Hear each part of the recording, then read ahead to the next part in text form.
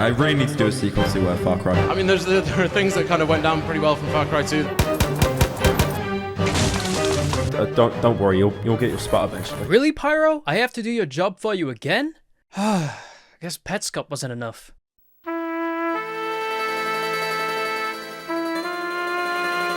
If you have ever worked a job in your life, you will have came to a point where you realize that the minimum wage paid worker tends to do all the work for the boss, keeping them on the throne of money and riches. Though in my world, I keep mine on a throne of degenerate fat art, carefully chiseled out of the Californian caves of suburban homes and Wacom tablets. Here goes.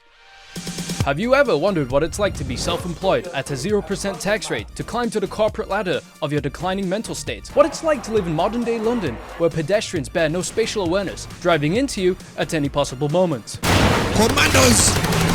Commandos! Fat Cry 2 is one of the starting foundations of the Fat People Crying series, a 2008 hidden gem worthy of some neckbeards' $5 54 by 54 pixel PNG. Developed by multiple teams of expendable child workers in Xianjiang's Sacred Workshop, Ubisoft, it was released next to the $1 zombie game on the Xbox Live Indie Store. The story became overhauled, with more nuance than natural shouting ableist obscenities at the elderly who can't help but shit themselves. In your shitty nursing home, and you're sucking down on your jello night after night. And the average YouTuber who moves to LA, accidentally overwriting their memory of home and their old friends, rather than saving their personality as a copy file. The picture of him with his sister. Carl! This'll look great in my living room. That's the only time I can see my girlfriend. Based in Africa, Team Deathmatch is in session, and they started without you. Rangers lead the way. Just like any war, the occupants are puppets to a theater, chess pieces to a board, the body to my pillow. You never defy me. Fat Cry 2 is an MMORPG where you can do what you want, be who you want. See that mountain? You can climb it at 16 times the detail. A real-life simulation grounded in micromanagement and keeping your wife's temper at bay. Oh, one moment, she's calling. You bloody bastard. Hey Siri, block my wife. I am sorry, I don't understand. Here are results for going into hiding or making someone disappear. You know, on the other hand, her status is now both ex-local and wife, now residing in Birmingham, working in a Lidl. In this fantasy game, you begin by choosing a class and alliance horde races. Picking horde races like Northern Irish, you are outcasted from real Ireland, so reputation is harder to earn. The game is also played with a permanent drunk filter and liver failure, and spawning as any Algerian nullifies any money you earn, because the dinar has been overlapped by the American dollar at least 1,000 times over. Member of the alliance, Chinese, who apparently has black hair, which is a lie, escaped from the Ubisoft factory by using his ability to fly across the stratosphere because the weight class is 140 pounds. There are no benefits, only lesser evils. I chose the background of Chinese descent, role-playing a bastard child of Mao Zedong, sent to Africa to shackle the reins there, also keeping the lineage alive and wide. In this game, you fight many enemies, but the main enemy is invisible. Mosquito juice. A disease running rampant. The studied effects are observed to be making the hosts hyper-intelligent beings, where they acquire the ability to levitate by sheer will of thought. But unfortunately, you know, like Spider-Man, the powers come at a cost. You can actually contract the mosquito juice, so you have to micromanage your intelligence levels so the brain won't grow too large, crushing itself against your skull, causing internal bleeding, and then a stroke. This has happened to me plenty of times, causing me to forget to children my feed. The cure? Drugs. Lots and lots of amphetamine, turning you into a smooth brain. After a bit more of exposition to the world, it has shown that you too are a victim of being too intelligent and pass out. Mistaken as being a stabilizing influence. He's largely responsible for the recent influx of weapons into the country and clear violation of the joint signatory framework. His reputation as a dangerous arms dealer is well deserved. Orders are to terminate. This is the Jackal. Played by Jonah Hill, he disappears into the shadows realm. Suddenly, there's a firefight. You go outside to help and shoot at complete random people, and you just die again? I mean, come on Ubisoft, you can't use the same tactic twice. You know, actually, like a bitch, he joined the match in spectator mode, fronting as a war dog arms dealer, providing weaponry for the two rival armies, my team and your team.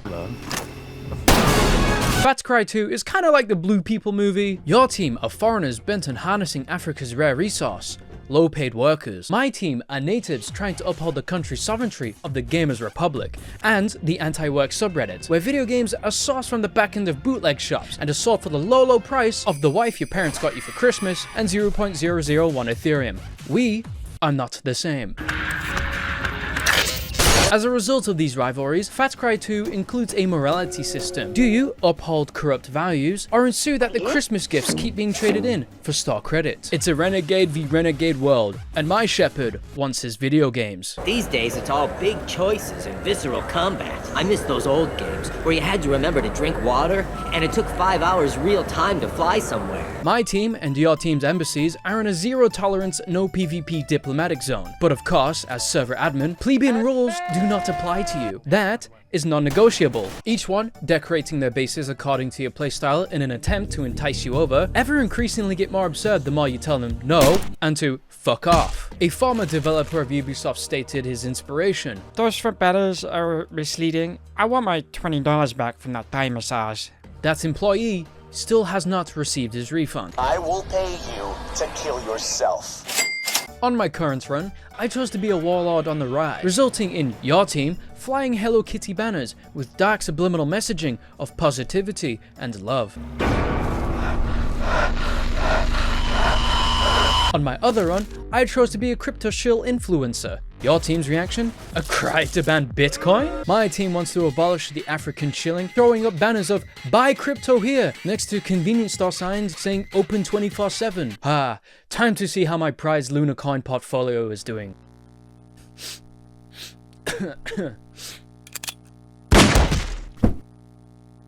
This is the unforeseen power of roleplay, and I aim to become a god of all the charity donation commercials you see on TV. You can pick up the main warlord questlines from the Alliance or Horde factions, it's your choosing. Otherwise, the quests elsewhere have you griefing the indigenous tribe of teenaged Amazon Prime delivery drivers.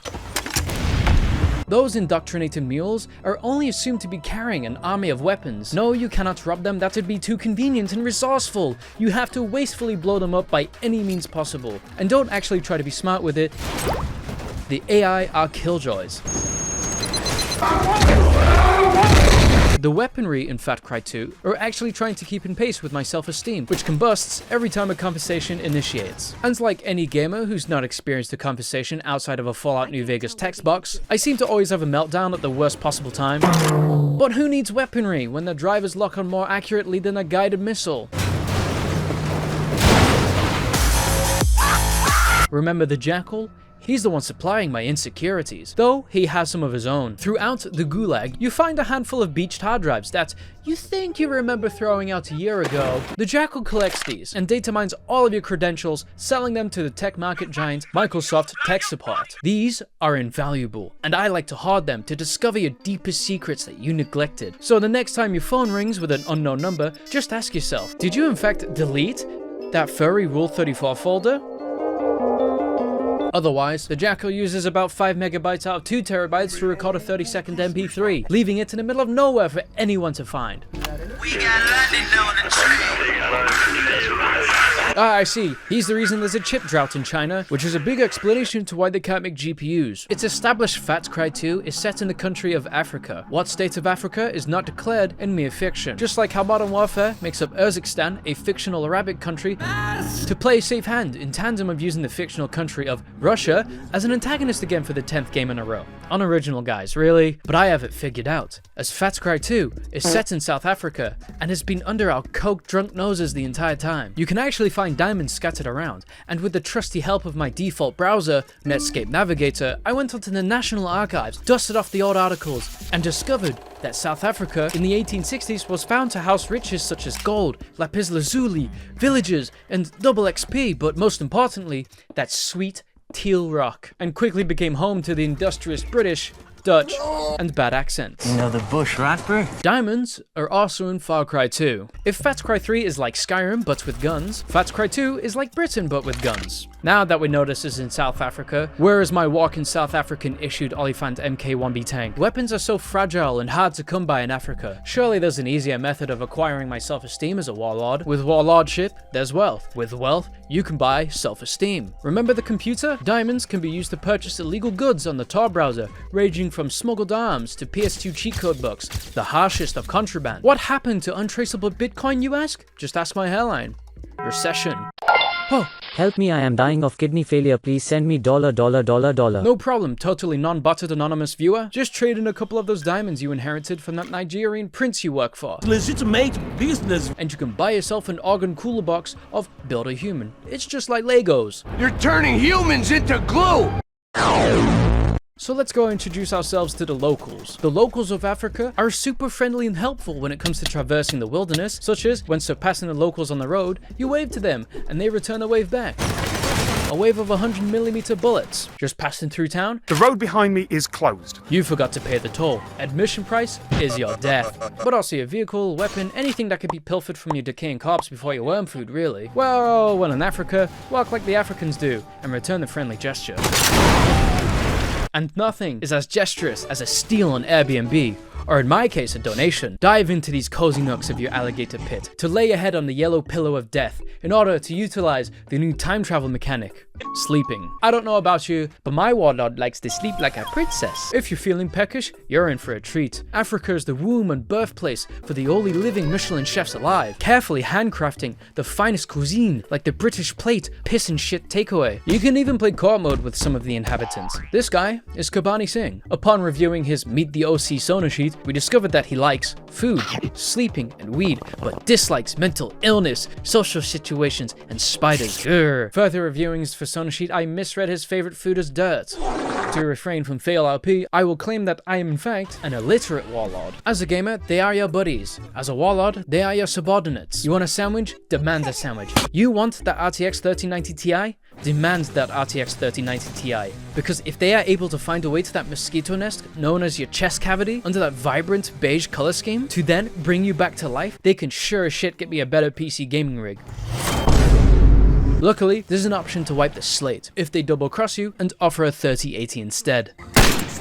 Traversing Los Angeles can be difficult and legs only get in the way. Luckily, in the start of your regime, you are donated a McLaren 540C by loyal subscriber SsethTzeentach from eBay, with the caveat of some cosmetic scratches. You can fix these scratches and bumps by smashing it a few times with a wrench, and that's how you pimp your ride. Navigating is like how every boomer refuses to learn what Google Maps is. You resort to the ancient technique of paper, following the navigation arrow whilst ignoring the road and any potential hazard.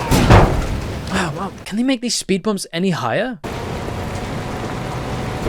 Wait, hold up. A 50-mile-per-hour road? Look at this track, it's not everyone's fucking Takumi Fujiwara.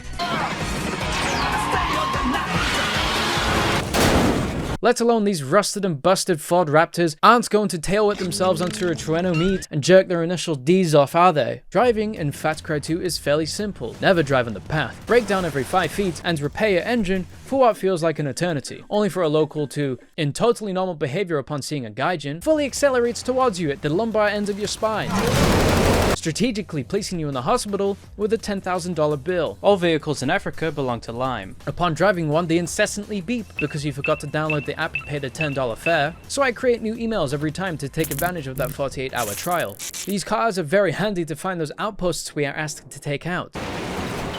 Go away, message. Far Cry 3 Blood Dragon got sick of your shit and put you up for adoption. I fucking hate tutorials, and this one is terrible. If you happen to find yourself in the far ass crack of Earth, you can rely on the National Express buses to get you home safe, at the cost of a few screaming children and angry British people. Fuck off the bus! So, in conclusion, Far Cry 2 is a one-to-one recreation of what it's like living in a Lovecraftian England. Good food, gleeful drivers, and understanding residents who respond appropriately when you really meant to holster your weapons. I have been your guide, touring you through the valleys of South Africa. Get out there, dungeon crawler, and dictate the poor and underfunded grounds of South Africa.